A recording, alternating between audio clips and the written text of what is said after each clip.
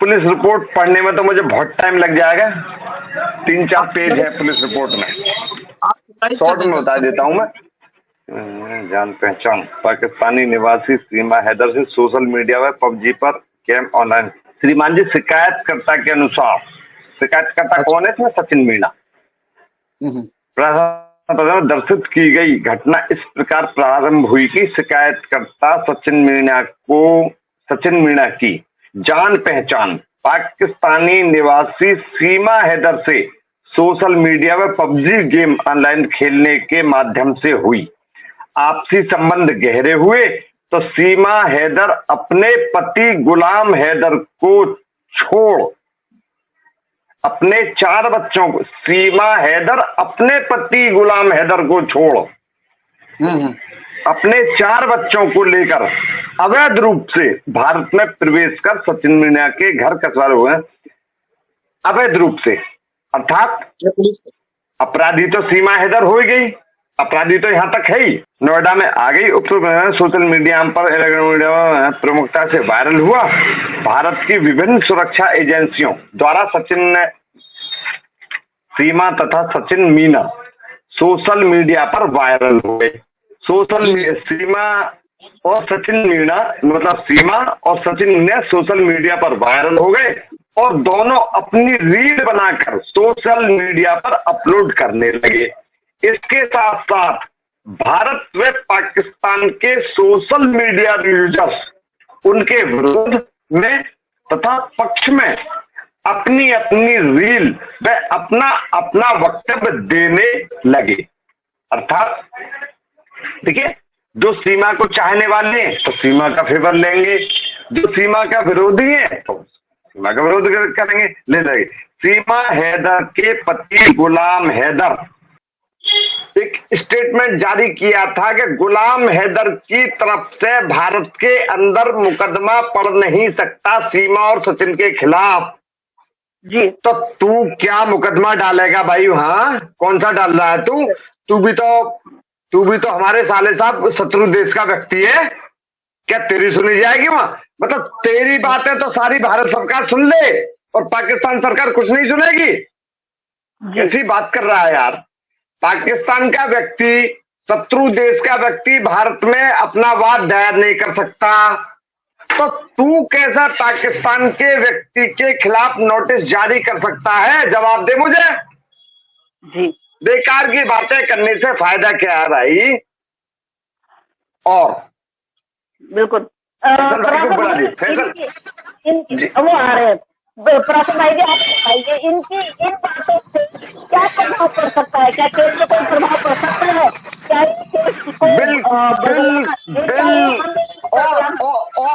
और सुन तो लीजिए बहन मेरी, एक वीडियो और उसने डाली थी, पाक ऑक्यूपाइड कश्मीर। जी, मैं पूरे भारत को बता देना चाहता हूं, मैं पाक ऑक्यूपाइड कश्मीर पहले भी हमारा था, आज भी हमारा है और हम लेकर के रहेंगे। और उस बात पर पाकिस्तान के जो व्यक्ति हैं मेरे वक्तव्य का कोई गलत अर्थ ना लें। मैं बताना चाहता हूं कि पाक ऑक्यूपाइड जो कश्मीर है हमारा था, हमको मिलेगा।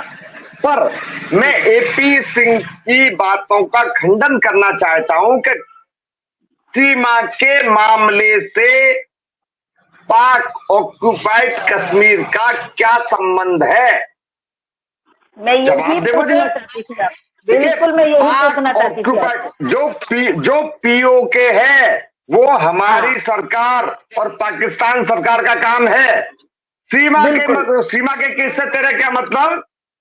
हाँ, पीओके को सरकार देखेंगी, दोनों पाकिस्तान सरकार देखेगी, भारत सरकार देखेगी, तेरा क्या मतलब है? तू कौन होता है भाई? हाँ, तू देश की जनता को भड़काना। मेरी बात सुनिए, इस हरामखोर का जो है, चलिए हरामखोर तो लाजमी है ही, जो धन बनता है मेरा, और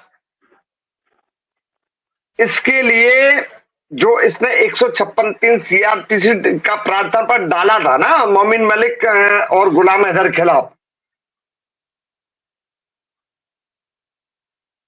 उसमें मुझको पार्टी इसने नहीं बनाया, बना ही नहीं सकता, लेकिन ड्राफ्टिंग में मेरा नाम उसने लिखा है। उसमें भी ये कहा गया है कि एपी सिंह अपनी सोशल मीडिया पर कमाई करने के चक्कर में प्रार्थना पत्र को बढ़ा चढ़ा करके इसने दायर किया है। अबे क्या बात है, जबरदस्त। अबे भाई कटोरा ले ले, कटोरे में ज्यादा पैसे आ जाएंगे रोज। जूहू चौपाटी पर बैठ जा, ग्रेटर नोएडा में जेवर एयरपोर्ट पर बैठ जा, कटोरा लेकर के, बहुत पैसे आ जाएंगे। तू देश की जनता को क्यों बरगला रहा है? सीमा को और सचिन को क्यों गुमराह कर रहा है? मैंने आज तक मैंने सीमा को गुमराह नहीं किया। बेशक मैंने उसकी बेल कराई है, पर मैंने उसको गुमराह नहीं किया। जिस दिन से मैंने उसकी बेल कराई है, तीसरे दिन मैंने उसको बता दिया था कि सीमा जी, आपको वापस आपके देश में जाना पड़ेगा। सवाल किया था, आप फैसल भाई से पूछना चाह रहे थे एक सवाल, तो वो उसका मैं जवाब देना चाहता था, इसलिए मैं चाय बीच में छोड़ के भागा हूं मैं, क्योंकि फैसल भाई ने लिंक भेजा था आने का। तो सर वो एक सवाल का ये है कि देखिए एपी सिंह साहब झूठ बोल रहे हैं कि जी पाकिस्तान की गवर्नमेंट ने जो है वो गुलाम हैदर से इन्वेस्टिगेशन करेगी, उन्होंने राब्ता कर लिया है। वो सरासर झूठ है, मकारी है, फ्रेब, और इसके अलावा कुछ नहीं है। मिसाल के तौर पर 1 घंटा पहले भी हम संगीता बहन के साथ बैठ के बात कर चुके हैं कि गुलाम हैदर, आपका माइक बंद है सर, अहमद साहब आपका माइक बंद है, आपका माइक बंद है। मेरी आपकी आवाज आ रही है मुझको? जी जी, आप अब आ रही है, साहिब जी, जिस समय मैंने इसकी वीडियो देखी थी तो मैं उसी समय समझ गया ना बेकार की बातें कर रहा है, कुछ नहीं है, फेक न्यूज है इसकी।